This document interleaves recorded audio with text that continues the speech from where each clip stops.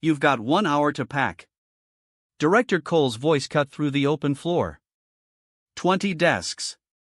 40 eyes. Not one person looked up. I was standing at my desk with a coffee cup still warm in my hand when she said it. 11:47 a.m. on a Tuesday. The fluorescent lights hummed overhead. Someone's phone buzzed twice and went silent. Cole leaned against the cubicle wall, arms crossed. Make it quick, Marcus. I nodded once. Set the cup down. The handle faced left, the way I always left it. You always were too soft for this, she added. Louder now. For the room. I opened my desk drawer.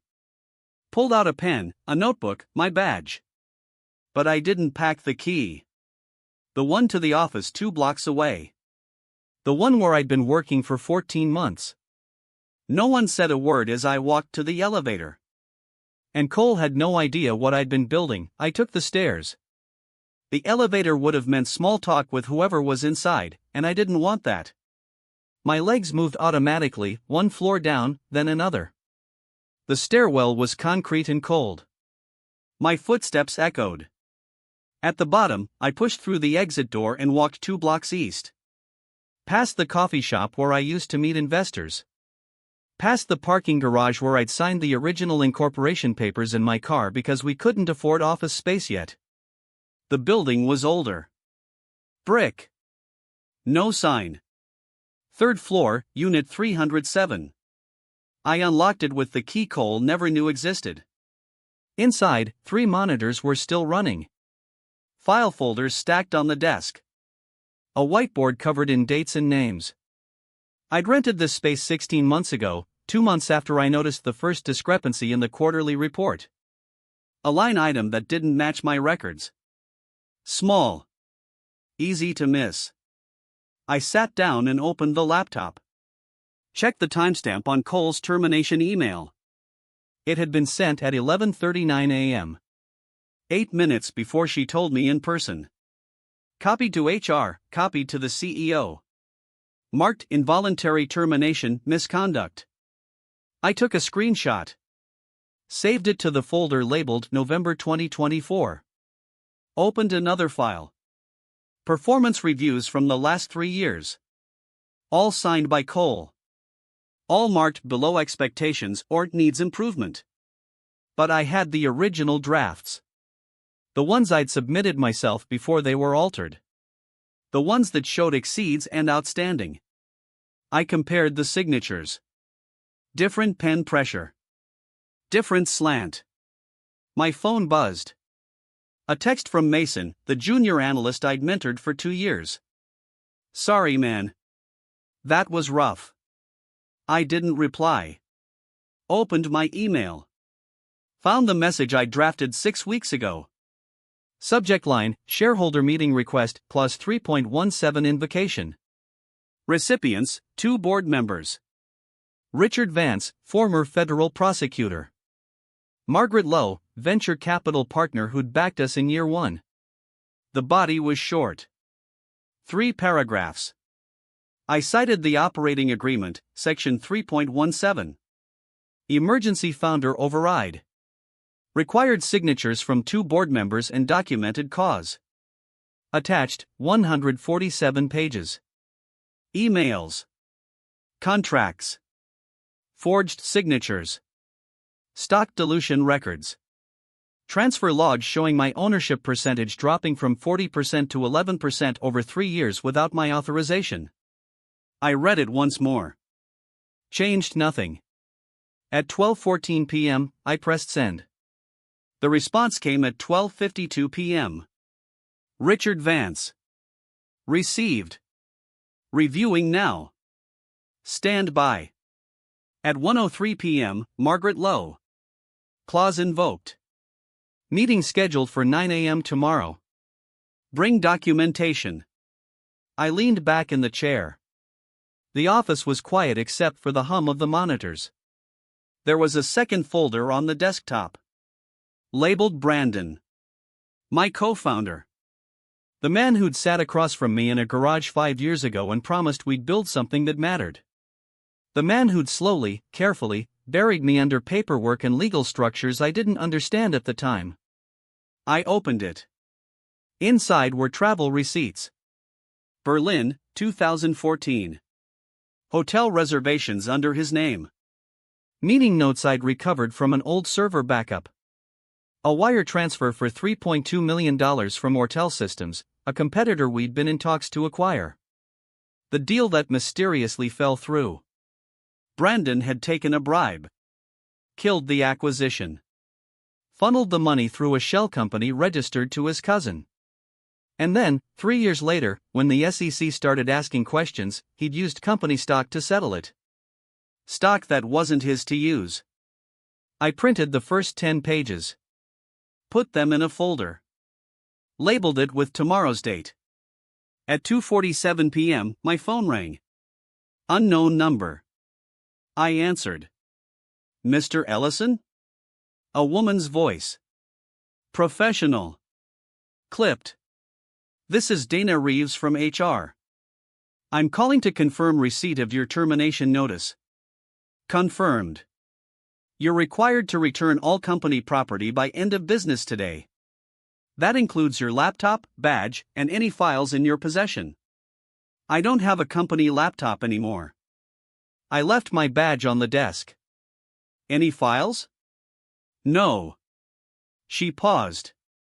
We're also revoking your building access as of 5 p.m. today. Understood. She hung up. I checked the time. 2:51 p.m. In less than 19 hours, I'd walk back through those doors. And Cole's keycard would stop working at 9:01 a.m. that evening. I didn't go home. I stayed in the office on the 3rd floor and went through every file one more time. Cross-referenced dates. Checked signatures. Made sure nothing was missing. At 7:32 p.m., my phone buzzed. A text from Cole. Heard you left quietly. Smart move. I deleted it. At 8:15 p.m., another text. This one from Brandon. Hey. Sorry about today. Cole's been under a lot of pressure. Let's grab coffee next week. I took a screenshot. Saved it. This wasn't the first time. 6 months ago, Brandon had sent a similar message after Cole cut my project budget in half without explanation. She's just stressed. Don't take it personally. A year before that, when I questioned a stock reallocation that reduced my percentage by 8 points, he'd said, it's just paperwork. Lawyers got confused. We'll fix it. They never fixed it. I opened the folder labeled Pattern. Inside were emails spanning 3 years. Every time I'd raised a concern. Every time I'd asked for clarification. Every time I'd been told it was a misunderstanding, a clerical error, something that would be handled later. Later never came. At 9:43 p.m., I found something I hadn't noticed before. An email thread from 2 years ago. Internal. Between Brandon and Cole. Brandon, Marcus is asking about the Q3 financials again. Cole, handle it. Say the auditors are reviewing. Brandon, he's not going to drop this. Cole, then we need to move faster. Can you get him off the finance committee? Brandon, I'll talk to Margaret. Say he's too focused on product. Not strategic enough. 2 weeks later, I was removed from the finance committee. Brandon told me it was so I could focus on what I do best. I stared at the screen. Then I forwarded the thread to my personal email. Added it to the folder. At 11:04 p.m., I left the office. Drove home. Took a shower. Laid out the charcoal 3-piece suit I'd bought 2 years ago for a pitch meeting that never happened. Cole had canceled it the day before, said the investors weren't interested anymore. I found out later she'd taken the meeting herself. At 6:30 a.m., I woke up without an alarm. Made coffee. Checked my email. Richard Vance had sent a message at 11:47 p.m. Documentation reviewed. This is worse than I thought. See you at 9. I finished the coffee. Got dressed. Left the apartment at 7:52 a.m. Arrived at the office at 8:41 a.m. The lobby was empty except for the security guard. He glanced at me, then away. I walked to the elevator. Pressed the button for the top floor. Executive suite. At 8:55 a.m., I stood outside the main conference room. Through the glass, I could see Richard and Margaret already seated. 2 other board members I hadn't contacted were there too. Margaret must have called them. At 8:58 a.m., Cole stepped out of the elevator. She was holding a latte and scrolling on her phone. She looked up and froze. Marcus. Her voice was flat. Confused. I nodded once. Morning. What are you doing here? Before I could answer, Richard opened the conference room door. Ms. Cole. We need you in here. She looked at him. Then at me. What's going on? Board meeting, Richard said. Now. She hesitated. Then walked past me into the room. I followed. Margaret was standing at the head of the table. She didn't sit. She looked at Cole directly. As of 9 a.m., your access to all company systems will be suspended. We're conducting an immediate review of financial authorizations and personnel actions taken over the last 18 months. Cole's face went pale. On what grounds? Margaret slid a folder across the table. Marcus invoked Clause 3.17. Founder emergency override. We've reviewed the documentation. This review is happening. Cole opened the folder. Flipped through the first few pages. Her hand started shaking. This is insane, she said. But her voice cracked. Richard leaned forward. You'll need to surrender your badge and laptop. Security is outside. I didn't say anything. I just stood there. At 9:01 a.m., Cole's keycard stopped working. And I walked to the elevator. I took the elevator to the executive floor. The one I hadn't been on in 3 years. The one where my name had been on a door before Brandon quietly moved me to a cubicle downstairs. The hallway was glass and steel. My office was at the end. Door closed. Nameplate still read storage. I opened it. Inside were boxes. Old marketing materials. Outdated equipment. I moved them aside and sat in the chair behind the desk. At 9:17 a.m., my phone buzzed. Brandon. We need to talk. Now. I didn't respond. At 9:23 a.m., he appeared in the doorway. Out of breath. Tie loose. What the hell did you do? He said. I looked up. Invoked my rights as co-founder. You can't just. He stopped. Took a breath. Cole made a mistake. We can fix this. You don't need to blow everything up. What mistake? Firing you. It was premature. I told her to wait. I leaned back. You told her to wait. Yes. I said we should handle it differently. But you didn't stop it. I couldn't. She's a director. She has authority. I opened my laptop. Pulled up an email. Turned the screen toward him. It was from 6 weeks ago. Brandon to Cole. Subject, Marcus timeline. Let's move on this before end of quarter. Cleaner that way. I'll handle the board if they ask. Brandon stared at the screen. His face went white. You planned this, I said. That's not what it looks like. What does it look like?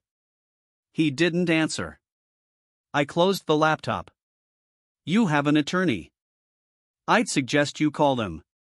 He left without another word. At 10:05 a.m., Margaret knocked on the door. We're convening a full board meeting. Thursday at 2 p.m. You'll need to present everything. I will. She paused. There's something else. We found another folder on the shared drive. Labeled Departure Planning. It's dated 2 weeks ago. What's in it? Resignation letters. 6 department heads. All scheduled to submit tomorrow. I looked at her. Brandon was going to gut the company. That's what it looks like. We're putting a hold on all executive departures pending review. She left. I opened my laptop again. Searched the company drive for departure planning. Found it. 6 letters. Each one referenced a severance package and stock options that hadn't been approved by the board. Brandon had promised them payouts we couldn't afford. And he'd signed off on it himself. At 11:42 a.m., I found something else. A file buried in an old backup. Financial records from 2014. The Berlin deal. I'd seen the wire transfer before. $3.2 million from Ortel Systems to a shell company. What I hadn't seen was the second transfer. 1 week later. From the shell company to Brandon's personal account. $800,000. He hadn't just taken a bribe. He'd kept a quarter of it. I printed the records. Added them to the folder. At 1:15 p.m., I went to the break room. Made coffee. Stood by the window. The city looked normal. People going to meetings. Making plans. Living regular lives. At 1:47 p.m., Brandon sent another text. I never wanted this to happen. We were friends. I didn't reply. At 3:22 p.m., I got a call from an unknown number. I answered. Mr. Ellison, this is Sarah Chen from the SEC. We're reviewing a matter related to Ellison Rooktech. Can we schedule a time to speak? Yes. How's Friday at 10 a.m.? That works.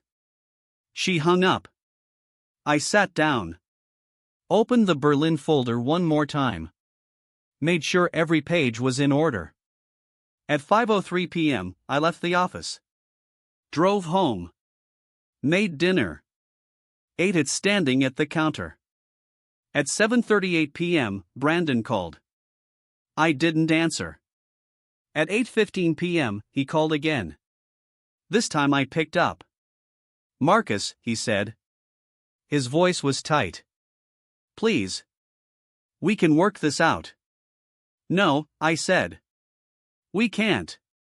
I hung up. At 9 p.m., I opened my laptop one last time. Reviewed the presentation for Thursday's board meeting. 62 slides. Every document. Every email. Every lie. I saved it. Backed it up. Then I went to bed. Tomorrow would be ordinary. But Thursday wouldn't. Thursday at 1:47 p.m., I walked into the boardroom. 12 seats. All filled. Richard at the head. Margaret to his right. Brandon at the far end, attorney beside him. I set my laptop on the table. Connected it to the screen. Richard nodded. Mr. Ellison, you have the floor. I opened the first slide. It showed the original incorporation documents from 2019. My signature. Brandon's signature. Ownership split, 50-50. This is how we started, I said. Next slide. Stock ledger from 2020. My ownership, 48%. Brandon's, 47%. New investor, 5%. First dilution. We both agreed. Next slide. 2021, my ownership, 42%. Brandon's, 45%. Investors, 13%. Second round. Also agreed. Next slide. 2022, my ownership, 28%. Brandon's, 51%. Investors, 21%. I paused. I didn't authorize this. Brandon's attorney leaned forward. Mr. Ellison signed the paperwork. I pulled up an email. Sent from Brandon to me. March 2022. Quick signature needed for the filing. Lawyers have it ready. Just administrative. I signed what I thought was a filing extension, I said. This is what it actually was. I displayed the document. Stock reallocation agreement. My signature at the bottom. But the page above it, the one explaining the terms, was different from the one I'd signed. The original was in my files. I showed them side by side. Different formatting. Different paragraph spacing. Someone had swapped the cover page after I'd signed. Margaret made a note. Continue. I moved to the next section. Berlin. 2014. We were negotiating to acquire Ortel Systems. It would have doubled our market share. The deal was moving forward. Then it stopped. Next slide. Email from Brandon to Ortel CEO. After further consideration, we're withdrawing our offer. I never saw this email, I said. I found out the deal was dead when Ortel announced they'd been acquired by a competitor. Next slide. Wire transfer. $3.2 million. From Ortel to Hampton Holdings LLC. Hampton Holdings was registered in Delaware. Owner, Brandon's cousin, David Kane. Brandon shifted in his seat. His attorney whispered something. I kept going. 1 week later, $800,000 was transferred from Hampton Holdings to Brandon's personal account. I displayed the bank record. Account number. Routing number. Date. Brandon told me the deal fell through because Ortel's board got cold feet, I said. That wasn't true. Richard looked at Brandon. Do you want to respond? Brandon's attorney spoke. My client denies any improper conduct. The transaction you're referencing was a consulting fee for separate work. Consulting for what? Margaret asked. The attorney didn't answer. I moved to the final section. The departure letters. 2 weeks ago, Brandon created a folder called Departure Planning. Inside were resignation letters from 6 department heads. All dated for tomorrow. I displayed the letters. Each one referenced severance packages worth $150,000 to $300,000. Total, $1.4 million. None of these were approved by the board, I said. And the company doesn't have $1.4 million in liquid assets. Richard looked at the screen, then at Brandon. Did you authorize these? Brandon finally spoke. They were drafts. We were planning for contingencies. Contingencies for what? Richard asked. Brandon didn't answer. Margaret closed her folder. Mr. Kane, your position as CEO is suspended effective immediately. We're initiating a full forensic audit. You'll be notified of next steps. Brandon stood. You're making a mistake. Richard didn't look up. Security will escort you out. 2 guards appeared at the door. Brandon looked at me once, then left. The room was silent for a moment. Then Margaret spoke. Marcus, we'll need you to stay on as interim CEO while we sort this out. I nodded once. The meeting ended at 3:42 p.m.